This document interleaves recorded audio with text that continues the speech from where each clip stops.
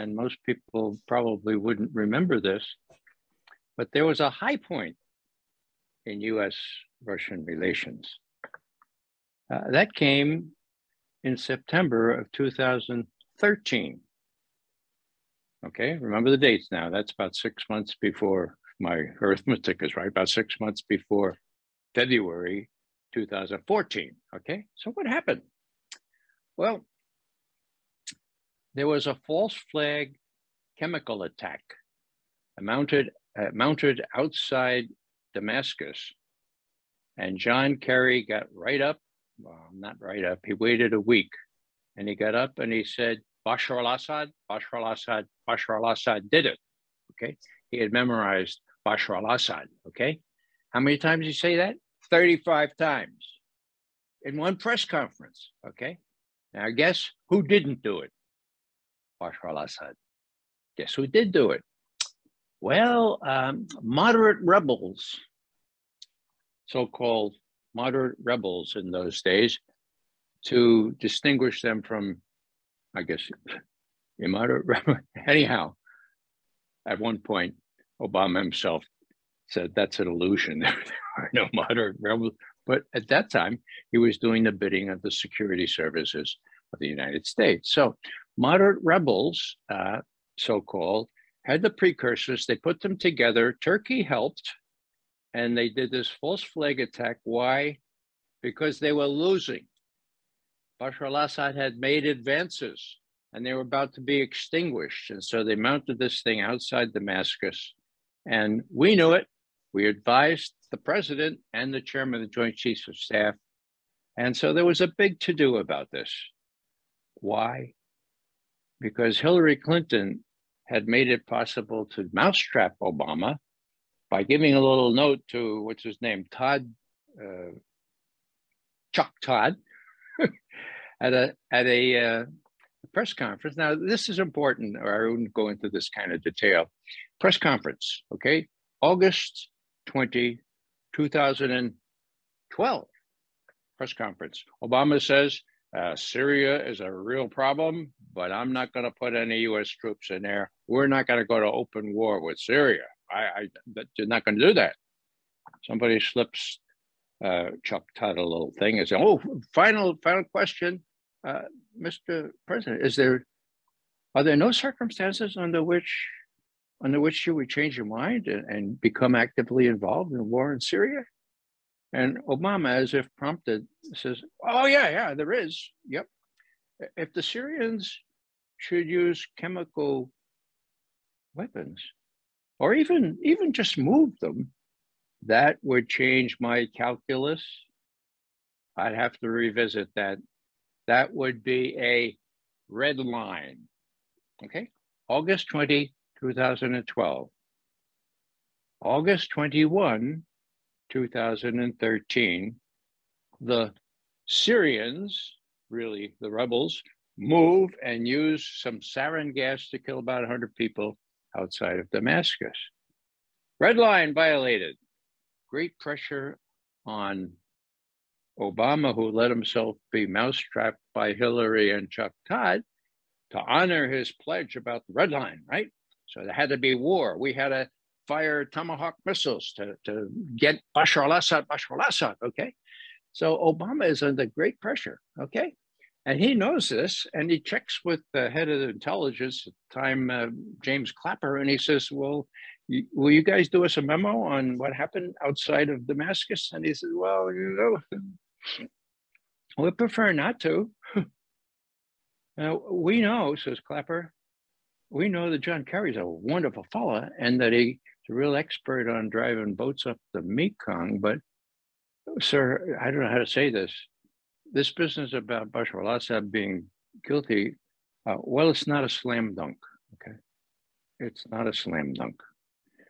The allusion to what George Tenet, the very corrupt head of Central Intelligence, told Cheney and Bush on the 21st of December, 2002, yes, weapons of mass destruction in Iraq are a slam dunk, okay? So what's Comey do? What's not Comey, but what's Clapper telling the president? He visits them unannounced, and he says, it's not a slam dunk, Mr. President. And that's the last week of August 2013 now. Now, what happens next? Obama's due up in St. Petersburg for one of these economic summits, I think G9 summit at the time. And he meets with Vladimir Putin, the president of Russia.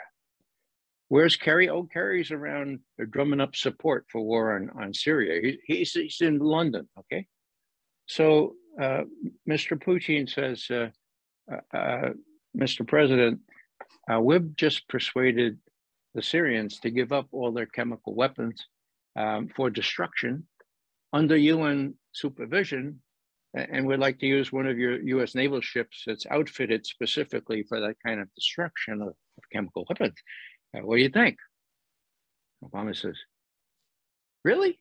And Putin says, yeah, listen to the Syrian foreign minister on TV. Turns on the TV, there's a Syrian foreign minister announcing this deal that's been reached.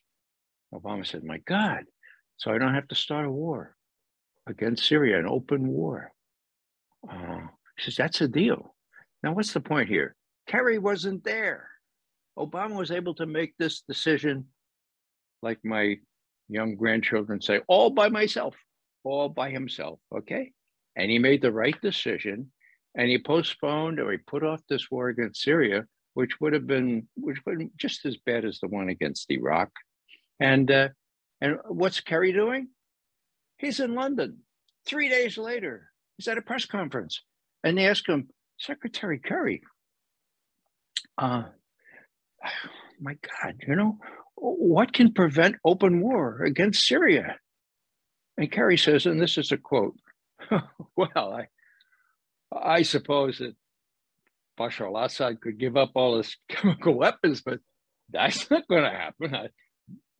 That's not in the cards. A quote. So flies back to Washington. Obama gets on the phone and says, John, I had to tell you, we worked at this deal. I'd like to see you when you come back tomorrow morning, but then I want you to go right back to Geneva and conclude this deal. Sorry, I didn't tell you about this till now. So the point is that Putin was able to help Obama in a big way, pulling his chestnuts out of the fire. And Obama had the right instincts there.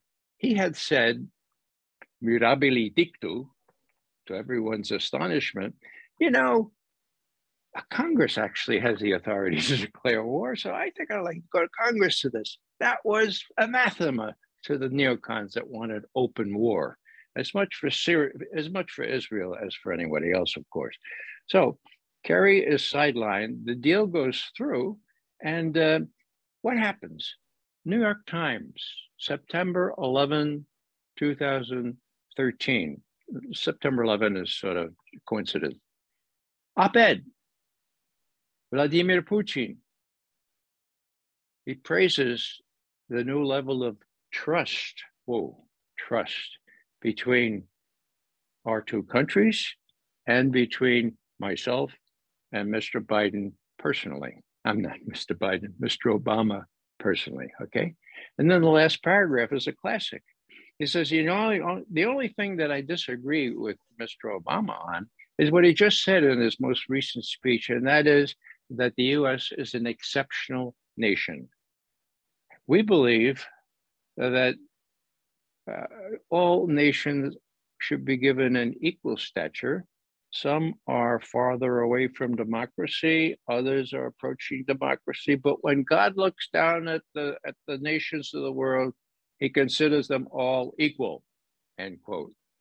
Now, I was informed at the time that Putin penned that last paragraph himself.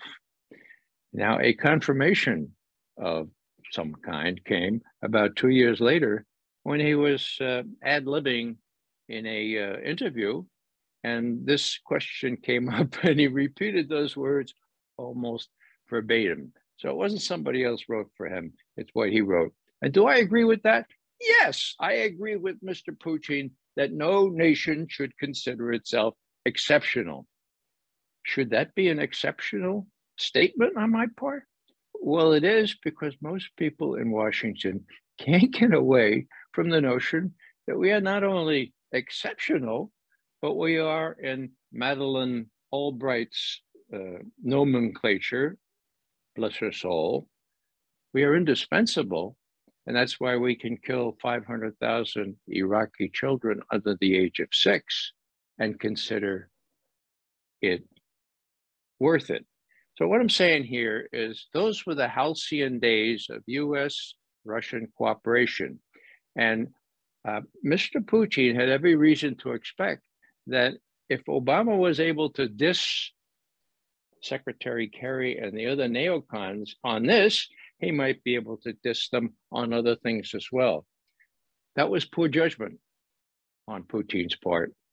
Obama was so malleable that even when he promised Putin personally that a ceasefire in Syria would hold, 8 days later, US Air Force violated it crassly, killing 100 Syrian troops that had been there for weeks. So bottom line on that is that Putin learned a lot from that. Trust is completely gone. And when you have no trust, you have to plan for the worst. And that's the next subject I think you probably want to get into.